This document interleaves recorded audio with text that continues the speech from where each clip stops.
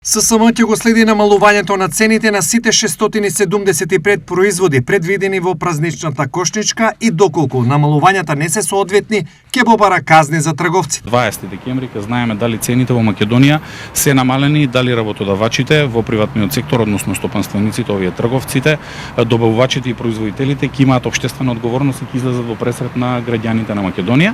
Тоа ќе го знаеме само 5 дена по стапување на новата мерка или новата акција на крајот на кривиштата на сила.